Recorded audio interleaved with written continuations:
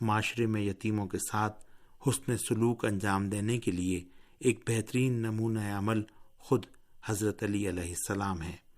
آپ یتیموں کی خبر گیری اور ان کے ساتھ اتنا زیادہ بہترین سلوک کرتے تھے کہ ہر خاص و عام کی زبان پر آپ کا نام نامی تھا۔ آپ ایک مقام پر ارشاد فرماتے ہیں، خدا را ایسا نہ ہو کہ یتیم کبھی کھانا کھائیں اور کبھی بھوکے رہیں اور ان کے حقوق ضائع ہوں۔ ایک دن امیر المومنین حضرت علی علیہ السلام کہیں جا رہے تھے کہ راستے میں ایک فقیر عورت کا گھر نظر آیا جس سے بچوں کے رونے کی آواز آ رہی تھی۔ ماں نے بچوں کو کسی کام میں مشغول رکھا ہوا تھا اور ایک بڑی پتیلی میں خالی پانی بھر کر چولہے پر چڑھا دیا تاکہ اس بہانے سے بچوں کو سلا دے۔ حضرت علی علیہ السلام یہ ماجرا دیکھ کر اپنے غلام قمر کے ساتھ گھر واپس آ گئے اور پھر کچھ مقدار میں خرما، آٹے کی ایک تھیلی، چاول اور تیل لے کر تیزی کے ساتھ اس بڑھیا کے گھر کی طرف روانہ ہو گئے۔ جب اس کے دروازے پر پہنچے تو گھر میں داخل ہونے کی اجازت طلب کی اور پھر گھر میں داخل ہوئے۔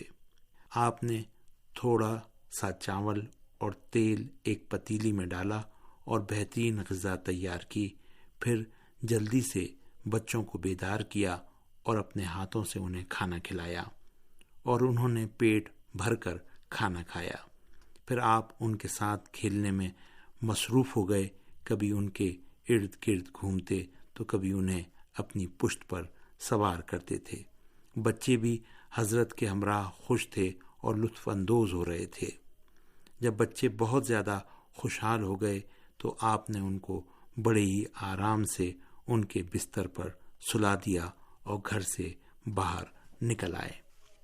آپ کے غلام قمر نے عرض کیا، اے میرے مولا، آج میں نے آپ کو 2 کام انجام دیتے ہوئے دیکھا۔ ایک کی وجہ تو مجھے معلوم ہے لیکن دوسرے کام کی وجہ سے بے خبر ہوں۔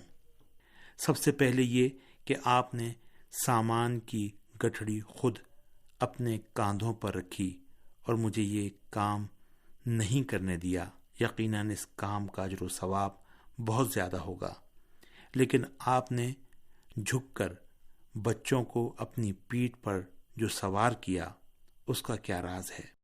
امام علیہ السلام نے فرمایا، جس وقت میں ان یتیم بچوں کے پاس پہنچا تو دیکھا کہ یہ بھوک کی شدت کی بنا پر گریہ و زاری کر رہے تھے اور یتیمی کے آثار ان کے چہروں پر واضح طور پر نظر آ رہے تھے۔ اس لیے میں اس وقت تک بچوں کے پاس موجود رہا اور جب میں گھر سے نکلا تو بچے شکم سیر ہو چکے تھے اور یتیمی کے آثار بھی ان کے چہروں سے زائل ہو چکے تھے۔